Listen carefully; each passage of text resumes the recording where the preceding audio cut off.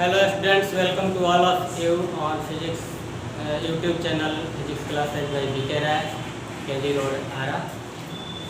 मैं आज आप लोगों को एक नया चैप्टर प्रकाश का वर्ग विक्षेपण एवं विचलन के बारे में बताने जा रहा हूं और इसमें हम सबसे पहले प्रिज्म के बारे में बताएंगे। प्रिज्म क्या है और प्रिज्म से किरणों का अपवर्तन किस प्रकार होता है और प्रिज्म से संबंधित जितने भी सब वो सब हम बताएंगे।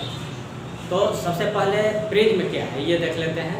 किसी कोण पर झुके हुए ऐसा झुका हुआ रहता है। किसी कोण पर झुके हुए दो समतल माध्यम दो समतल सतह, एक ये समतल सतह हो गया, एक ये समतल सतह हो गया, ऐसे झुका हुआ है। किसी कोण पर झुके हुए दो समतल पारदर्शी सतहों के बीच घिरे पारदर्शी माध्यम को हम लोग क्या कहते हैं? प्रिज्म कहते हैं। यहाँ पर देख सकते हैं आप, ये दो सतह झुका हुआ है, दोनों पारदर्शी सतह है और इनके बीच पारदर्शी माध्यम भरा हुआ है, तो इसको हम लोग क्या कहते हैं? प्रिज्म कहते हैं। मान लीजिए कि ये जो प्रिज्म है यह थीटा कोण नहीं, एक कोण पर झुका हुआ है, दोनों के बीच दोनों समतल सतहों के बीच एक कोण है, ठीक है। तो इसको हम लोग क्या कहते हैं? अपवर्तक कोण कहते हैं। इसको हम लोग इस कोण को क्या कहते हैं?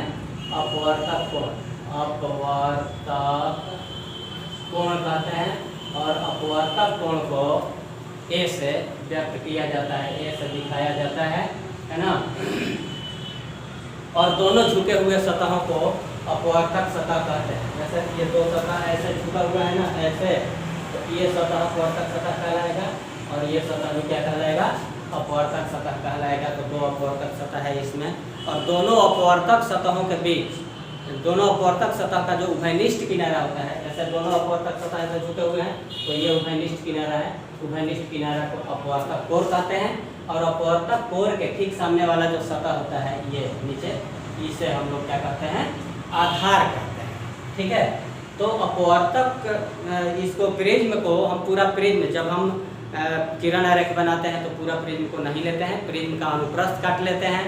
और जैसा कि आप समझ सकते हैं कि इस प्रिज्म को हम अगर स्लाइस में काटे, पतला पतला स्लाइस काटे, तो सब के सब त्रिभुजाकार होगा। इसलिए इस प्रिज्म का अनुप्रस्थ काट एक त्रिभुज जैसा होता है। हम उसी अनुप्रस्थ काट का उपयोग करते हैं किसी भी किरण आरेख को बनाने के लिए। तो यहाँ पर हम एक त्रिभुजाकार रचना लिए हैं। यहाँ प्रिज्म का यह अनुप्रस्थ काट है जिसका अपवर्तक कोण है कितना? ए। अपवर्तक कोण है ए। तो हम इसमें किरण के विचलन को दिखाते हैं कि किरण किस प्रकार से प्रिज्म से अपवर्तित होती है और विचलित हो जाती है। जब कोई प्रकाश की किरण प्रिज्म पर आपतित होती है तब, है ना। तो अगर हम एक वर्णी प्रकाश की किरण लेते हैं, एक वर्णी प्रकाश, जब कोई एक वर्णी प्रकाश की किरण पी क्यू आपतित होती है, कहाँ पर? पी क्यू आपतित होती है प्रिज्म पर, तो उस बिंदु पर, क्यू बिंदु पर डाला गया अभिलंब की ओर यह मुड़ जाती है, सीधे ना जा करके अभिलंब की ओर मुड़ जाती है ना, अपवर्तन के कारण। क्योंकि यह किरण विरल माध्यम अर्थात हवा से सघन माध्यम अर्थात कांच में, यह कांच का बना होता है। और कांच में भी किस कांच का बना हुआ होता है? फ्लिंट कांच का या क्राउन कांच का यह प्रिज्म बना होता है और बाहर हवा है। तो हवा से अगर प्रकाश की कोई किरण किसी सघन माध्यम में, विरल माध्यम से सघन माध्यम में जाती है, तो उसका अपवर्तन होने के बाद वह अपवर्तित किरण अभिलंब की ओर मुड़ जाती है, ठीक है। तो ये अभिलंब की ओर सीधे न जा करके अभिलंब की ओर मुड़ गई, और मुड़ने के बाद दूसरे सतह पर, दूसरे अपवर्तक कोण पर ए बी सी हम नाम रख दे रहे हैं, तो ए सी पर पड़ती है। लेकिन यहाँ कांच से हवा में जाना है इसको, मतलब सघन माध्यम से विरल माध्यम में जाना है। इसलिए क्या होगा कि सघन माध्यम से विरल माध्यम में जाने पर ये प्रकाश की किरण सीधे न जा करके अभिलंब से दूर भागती है। तो देखिए यहाँ पर दूर भाग रही है अपवर्तित किरण, और इसका नाम हम दे दे रहे हैं, इस किरण को क्या नाम दे दें? तो पी क्यू, इसको आर और इसको एस नाम लिख दे रहे हैं। इसका नाम हम N1, इसका नाम N2 दे दे रहे हैं। ये दोनों अभिलंब है ना। तो जो किरण प्रवेश कर रही है प्रिज्म में उसको आपतित किरण कहते हैं, और जो किरण प्रिज्म से निकल रही है उसको हम लोग निर्गत किरण कहते हैं। RS निर्गत किरण, है ना। और इसके बाद हम देखते हैं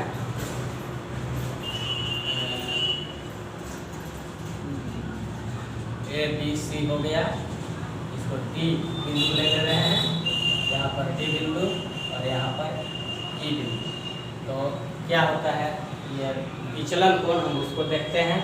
आपतित किरण और निर्गत किरण के बीच जो कोण बनता है उसको हम लोग क्या कहते हैं, विचलन कोण कहते हैं, और इसे डेल्टा से सूचित करते हैं। तो यहाँ पर देख सकते हैं आपतित किरण को आगे की ओर बढ़ाया गया यहाँ डॉटेड लाइन से, और निर्गत किरण को पीछे की ओर बढ़ाया गया डॉटेड लाइन से, है ना। तो दोनों के बीच जो कोण बना है उसे हम डेल्टा से व्यक्त किए हैं, और इसको हम विचलन कोण कहते हैं, है ना। तो ये सब तभी होता है जबकि एक वर्णी प्रकाश की किरण हो। लेकिन अगर एक वर्णी प्रकाश की किरण न हो, है ना, तो प्रिज्म से गुजरने के बाद जैसे श्वेत प्रकाश की कोई किरण आपतित कराते हैं किसी प्रिज्म से, तो ये श्वेत प्रकाश की किरण जो है कि नहीं 7 भागों में बट जाती है।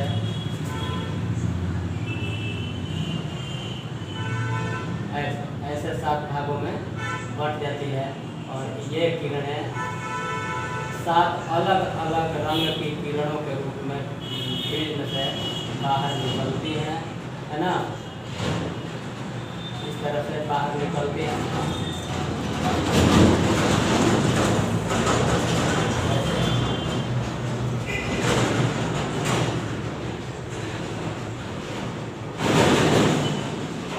ऐसे 7 रंग की किरणें बाहर निकलती हैं, और जब हम एक पर्दा रखते हैं यहाँ पर सामने में, तो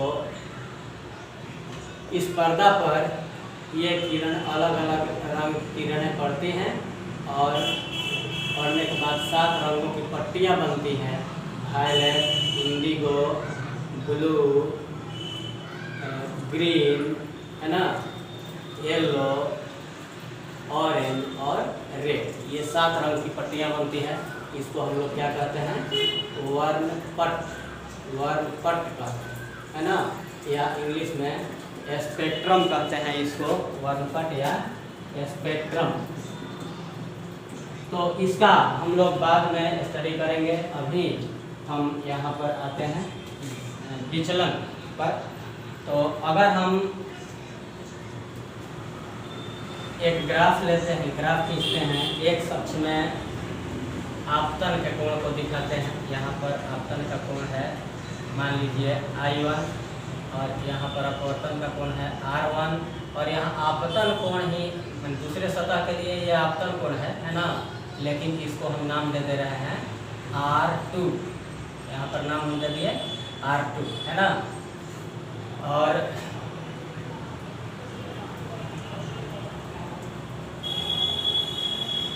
R2 नाम दे दिए हैं, और निर्गत कोण जो है उसका नाम हम दे दिए हैं I2, ठीक है। तो आपतन कोण को हम x अक्ष में, I को x अक्ष में अगर लें, और y अक्ष में विचलन कोण को लें, विचलन कोण डेल्टा है, और ग्राफ खींचें तो हमें यह ग्राफ U आकार का मिलता है। और देखिए इस तरह से ये विचलन का विचलन कोण और आपतन कोण के बीच जब ग्राफ खींचा जाता है तो इस तरह का हमें ये ग्राफ मिलता है। इससे स्पष्ट होता है कि डेल्टा को थोड़ा सा हम इधर ले रहे हैं। इससे स्पष्ट होता है कि हर विचलन कोण के लिए, जैसे मान लीजिए कि डेल्टा 1 विचलन कोण, तो इसके लिए 2 आपतन कोण होगा, I1 और I2 देख रहे हैं। कोई डेल्टा 2 विचलन हम ले रहे हैं, विचलन कोण डेल्टा 2, तो इसके लिए भी आप देख सकते हैं कि 2 आपतन का कोण है। एक को मान रहे हैं I3 और दूसरे को मान रहे हैं I4, है ना। लेकिन एक जब विचलन कोण का मान घटाते हैं तो एक ऐसा विचलन कोण है डेल्टा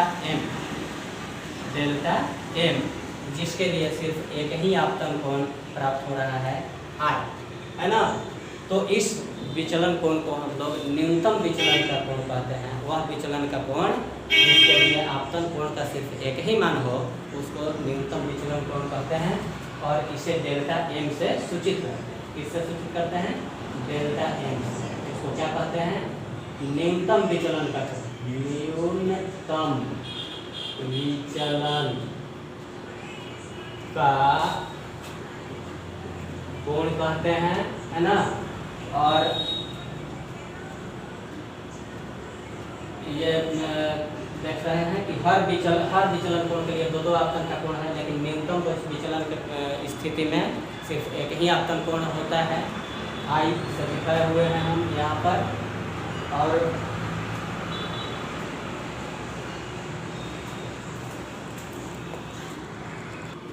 न्यूनतम विचलन की स्थिति में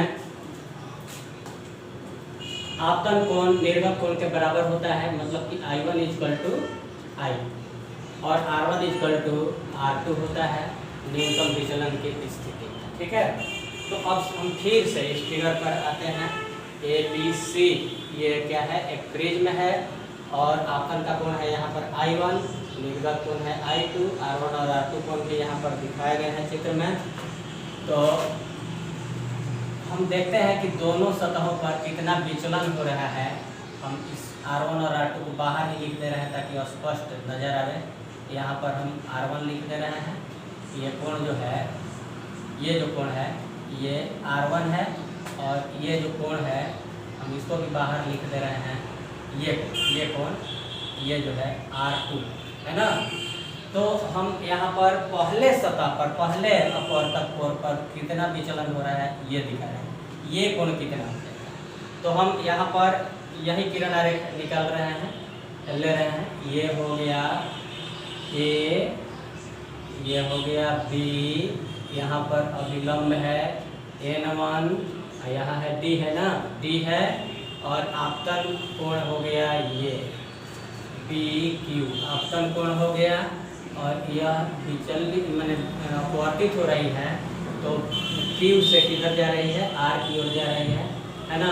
तो ये कोण हम R1 लिए थे और ये कोण हम I1 लिए थे, हमें ये कोण निकालना है ना। तो इस कोण को निकालने के लिए हम लोग क्या करते हैं कि देखिए, एक लाइन है AB, ठीक है, और दूसरा लाइन है ये, मतलब किरण को जाना किधर चाहिए, किरण को तो जाना चाहिए था ऐसे सीधे। तो विचलन कोण ये ना हो गया, कितना कोण से विचलित हो गया, तो इतना कोण से, है ना।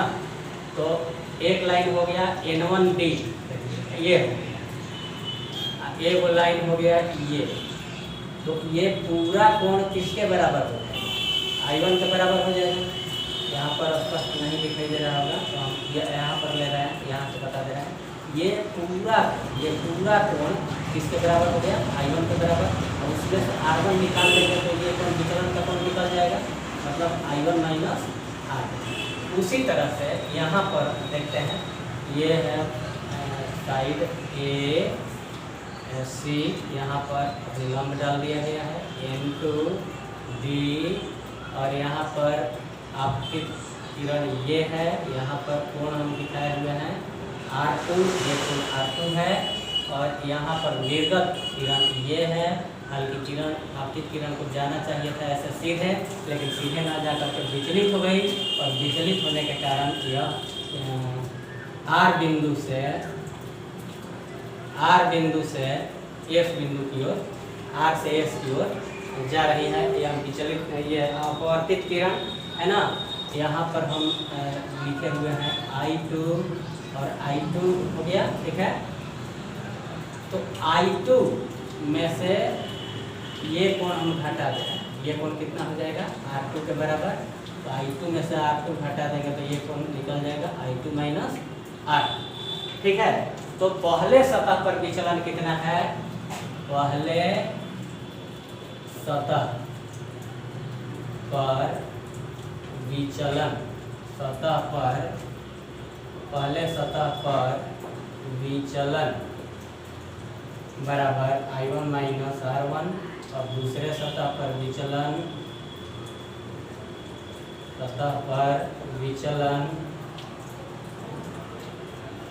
इसको डेल्टा 1 मान ले रहे हैं। दूसरे सतह पर विचलन I2 माइनस R2 और इसको डेल्टा 2 मान ले रहे हैं।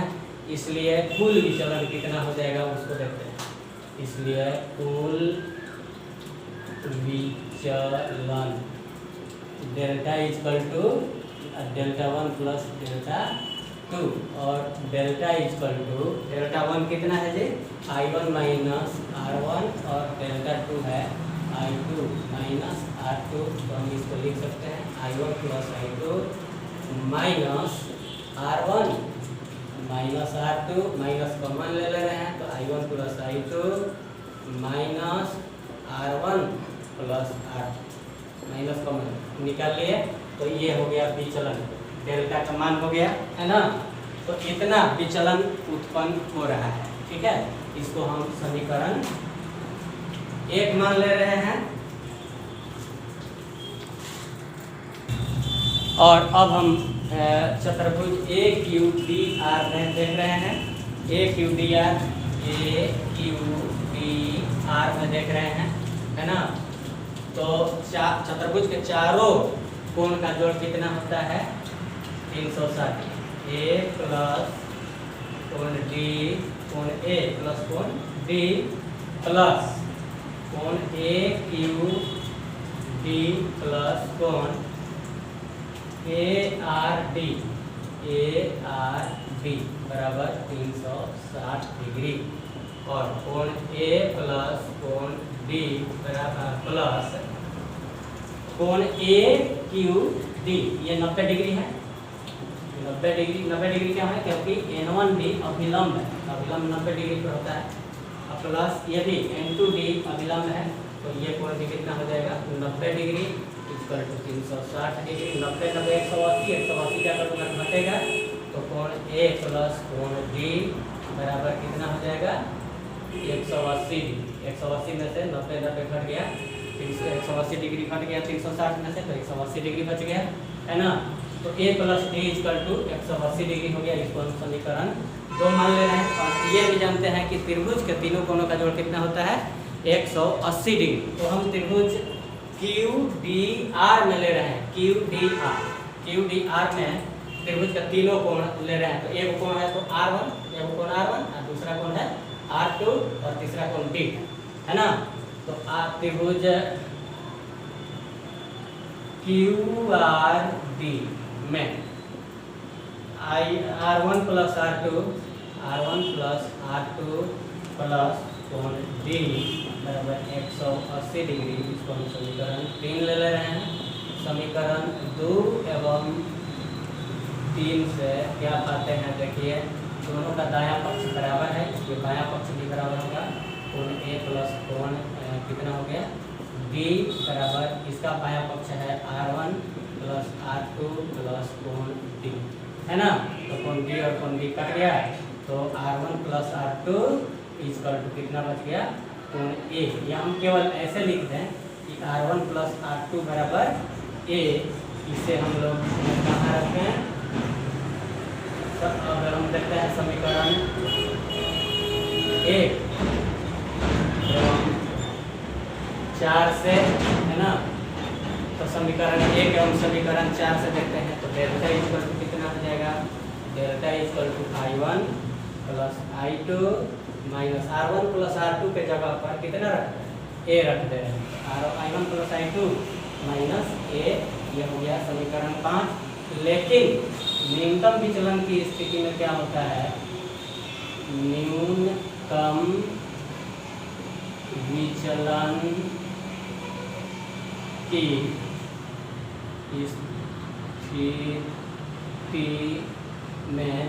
विचलन की स्थिति में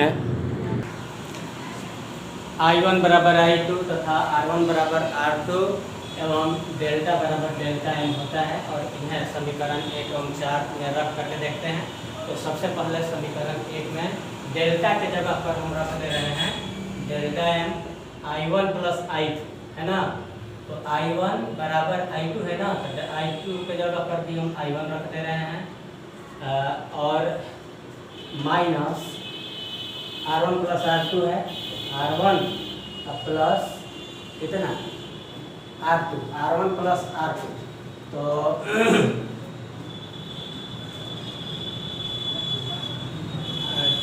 R1 प्लस R2 को हम A लिख दे रहे हैं। देखिए यहाँ पर आया हुआ था R1 plus R2 equal to A आया था। लेकिन यहाँ पर रख करके दिखाया गया है, इसलिए समीकरण 1 में नहीं, समीकरण 5 में रख रहे हैं। समीकरण 5 एवं 4, तो समीकरण 5 में रखिए। 5 में डेल्टा के जगह पर delta m, I1 plus I2 के जगह पर I1 और a है तो a लिख दे रहे हैं। अब देखिए तो delta m equal to 2I1 minus a और 2I1 equal to a plus delta m और I1 equal to a plus delta m बटा 2, यही ना। और समीकरण तथा अब समीकरण 4 में रखकर रखिए। समीकरण 4 कहाँ पर है? यहाँ पर है। R1 प्लस R2 की जगह पर फिर R1 इक्वल टू कोण A, है ना, कोण A, A लिख दे रहे हैं। तो 2R1 इक्वल टू A और R1 इक्वल टू A/2। अब स्नेल के नियम से देखते हैं। स्नेल के नियम से अगर प्रिज्म के पदार्थ का अपवर्तनांक म्यू हो, कांच है, कांच का अपवर्तनांक मान लेते हैं कि म्यू है, तो म्यू बराबर क्या हो जाएगा? साइन, तो पहले सतह पर आपतन कोण I1, अपवर्तन का कोण है R1, तो साइन I1 बटा साइन R1, है ना जी। तो साइन R1 के जगह पर a प्लस डेल्टा m/2 और R1 के जगह पर लिख रहे हैं a/2, है ना। मतलब mu equal to sine a plus delta m/2 बटा साइन a/2। इसको हम समीकरण रख दे रहे हैं। कितना? 5 तक आया था, छठा समीकरण हो गया ये, है ना। ये प्रिज्म के अपवर्तनांक के लिए सूत्र है, ठीक है। प्रिज्म का अपवर्तनांक के लिए ये सूत्र है। और अगर a और डेल्टा m का मान बहुत छोटा हो, यदि a एवं डेल्टा m का मान बहुत छोटा हो तो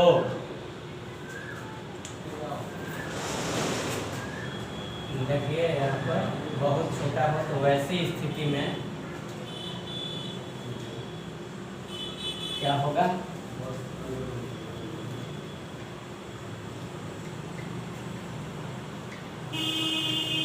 और डेल्टा m का मान बहुत छोटा हो तो sign a plus delta m/2 लगभग बराबर हो जाएगा a प्लस डेल्टा m/2 के, और साइन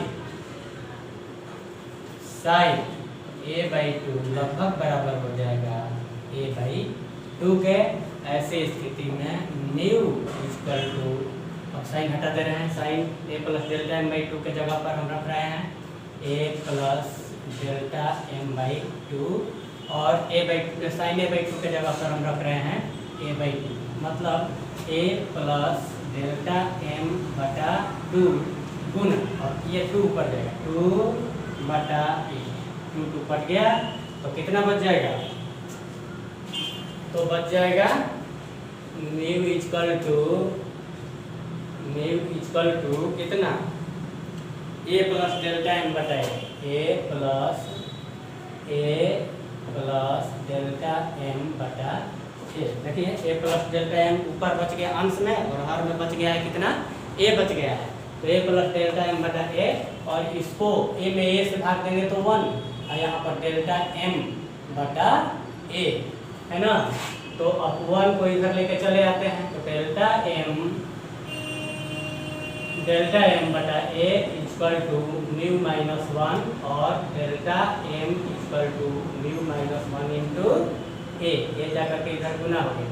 तो ये हो गया हमारा न्यूनतम विचलन के कोण के लिए सूत्र। प्रिज्म द्वारा प्रकाश के किरणों का न्यूनतम विचलन कोण के लिए ये सूत्र हो गया। तो हम इस वीडियो में यहीं तक रहने दे रहे हैं, इसके आगे अगले वीडियो में इस चैप्टर को पढ़ेंगे हम लोग। तब तक हम आप लोगों से विदा लेते हैं। धन्यवाद।